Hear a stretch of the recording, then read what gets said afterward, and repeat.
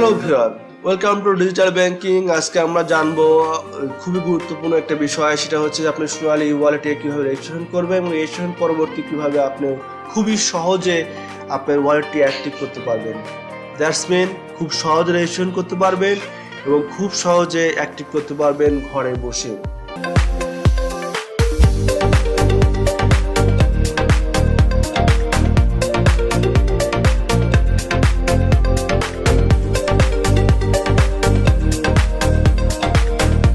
এর জন্য আপনাকে কি করতে হবে, আপনাকে কিছু জিনিস প্রিকশন থাকতে হবে। দ্যাটস মিন প্রথম কথা যে আপনি রেজিস্ট্রেশন করার আগেই আপনাকে অ্যাকাউন্টে আপনার যে কেওয়াইসিটা রয়েছে সেই কেওয়াইসিটা আপনাকে আপডেট থাকতে হবে। আপনি যদি নতুন অ্যাকাউন্ট খুলে থাকেন তো ধরে নেন আপনার কেওয়াইসি অলমোস্ট ঠিক আছে।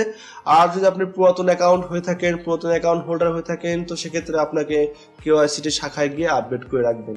এরপরে কিন্তু আপনি রেজিস্ট্রেশনের ধাপ। রেজিস্ট্রেশনের জন্য আপনার কি লাগবে?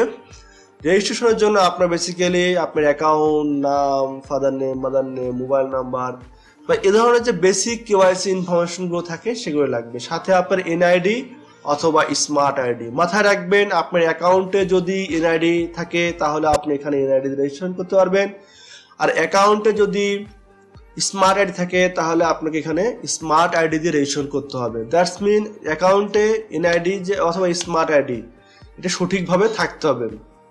অনেক সময় যেরকম হয় যে স্মার্ট আইডিটা এনআইডির মধ্যে আছে অথবা এনআইডিটা স্মার্টের মধ্যে আছে, এটা হলে কিন্তু আপনার রেজিস্ট্রেশন হবে না। সেকেন্ড, আপনার ডেট অফ বার্থ। পুরাতন অ্যাকাউন্টগুলোর ক্ষেত্রে সোনালী ব্যাংকে দেখা যায় ডেট অফ বার্থ অনেক সময় ভুল থাকে, তো সেক্ষেত্রে আপনি যখন কেওয়াইসি আপডেট করবেন ডেট অফ বার্থটা আপডেট থাকতে হবে। এবং মোবাইল নাম্বার, অর্থাৎ আপনি যে মোবাইল নাম্বারে আপনি ওয়ালেট খুলবেন, ওয়ালেট কিন্তু আপনার মোবাইল নাম্বার যেটি দিবেন সেটি কিন্তু আপনার অ্যাকাউন্টের সাথে বাইন্ড মোবাইল নাম্বার হওয়া লাগবে। সো মোবাইল নাম্বারটি সঠিক আছে কিনা সেটি কাজ করে কিনা সেটা দেখতে হবে, এটা মাথায় রাখবেন। সো এই কটা বিষয়ে মাথায় রেখে কেবল আপনি ওয়ালেটে রেজিস্ট্রেশনের জন্য যান, এবং রেজিস্ট্রেশনটা ফার্স্ট টাইমই সাকসেসফুলি হয়ে যাবে। এরপরে অপশনটি আছে রেজিস্ট্রেশন হওয়ার পরবর্তী আপনার কাজটা কি। হ্যাঁ, রেজিস্ট্রেশন যদি সাকসেসফুলি হয় আপনি একটা SMS পাবেন যে আপনার রেজিস্ট্রেশনটি সাকসেসফুলি হয়ে গেছে, আপনি 72 আওয়ার ওয়েট করেন, এটি অ্যাক্টিভ হয়ে যাবে। এটি হচ্ছে একটা কমন কনসেপ্টে যে আপনি 72 ঘন্টার মধ্যে যদি শাখা অফিসার মনে করে যে অ্যাপ্লিকেশনটি ভ্যালিড এবং আপনার ট্রানজ্যাকশন দেখে বা আপনার মোবাইল নাম্বার দেখে সে যদি মনে করে এটা ভ্যালিড এবং যদি এখানে ব্যালেন্সের পরিমাণ অ্যাকাউন্টে বেশি থাকে তাই অনেক সময় তারা নিজেরাই ফোন করবে বা তাদের কোনো সন্দেহ হলে তারা কন্ট্যাক্ট করে আপনার সাথে যোগাযোগ করে অ্যাকাউন্টটি অ্যাক্টিভ করে দেবে, মানে রেজিস্ট্রেশনটি অ্যাক্টিভ করে দেবে। বাট আপনি যদি দ্রুত করতে চান তাহলে আপনাকে যেটা করতে হবে, আপনি শাখায় একটা ফোন দেন অথবা শাখা আপনি ভিজিট করেন। শাখা ভিজিট করে তো ইনস্ট্যান্ট হয়ে যাবে। আর যদি আপনি শাখায় ফোন দেন তাহলে তারা আপনাকে আপনার কেওয়াইসি ভেরিফাই করার মাধ্যমে তারা উল্টো আপনাকে একটা ফোন দিয়ে ভেরিফাই আপনার অ্যাকাউন্ট রেজিস্ট্রেশনটি অ্যাক্টিভ করে। তবে এখানে যেহেতু 72 ঘন্টা সময় চাওয়া হয়, ম্যাক্সিমাম 72 ঘন্টার মধ্যে আপনার ওয়ালেটটি অ্যাক্টিভ হয়ে যাবে। তাই মাথায় রাখবেন যেহেতু এখানে পলিসিটা অ্যাক্টিভ, পলিসিটার সময় রাখা হয়েছে, এই কারণে অনেকে এটা মনে করে যে দ্রুত কেন হয় না, ইনস্ট্যান্ট কেন হয় না। অনেকের তো হয়, অনেক ব্যাংকের তো এগুলো হচ্ছে, আমাদের কেন হয় না। বাট মনে রাখবেন এটা হচ্ছে অ্যাকাউন্ট অ্যাক্সেসেবল একটি ওয়ালেট। দ্যাটস মিন যদি আপনার ওয়ালেটে যদি অ্যাকাউন্ট প্রচুর ব্যালেন্স থাকে এবং সেটা যদি ওয়ালেটের মাধ্যমে অন্য কেউ অ্যাক্টিভ করে নেয় তাহলে কিন্তু আপনার অ্যাকাউন্টটি ঝুঁকির মধ্যে পড়ে যাবে। এই ঝুঁকিটি হ্রাস করার জন্যই কিন্তু এটাকে সরাসরি অ্যাক্টিভ না দিয়ে একটা সময় চাওয়া হয়, এখানে একটু সিকিউরিটিকে মেজার করা হয়, জাস্টিফাই করা হয়।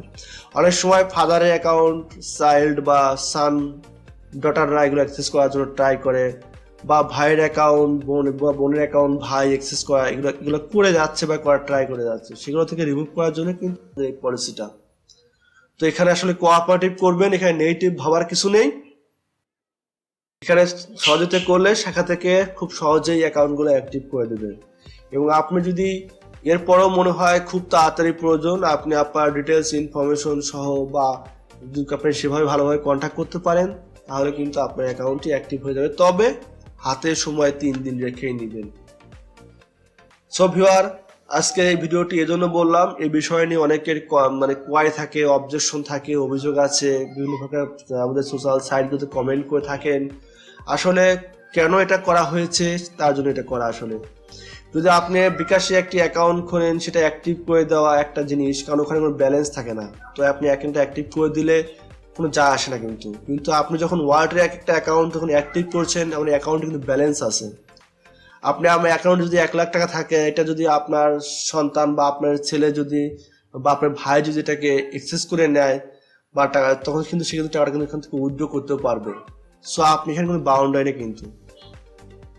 সো এই যে ঝুঁকিটা আছে, ঝুঁকির জন্য কিন্তু বেসিক্যালি হচ্ছে এই অ্যাক্টিভনেস বা এই অ্যাক্টিভিটিসটি।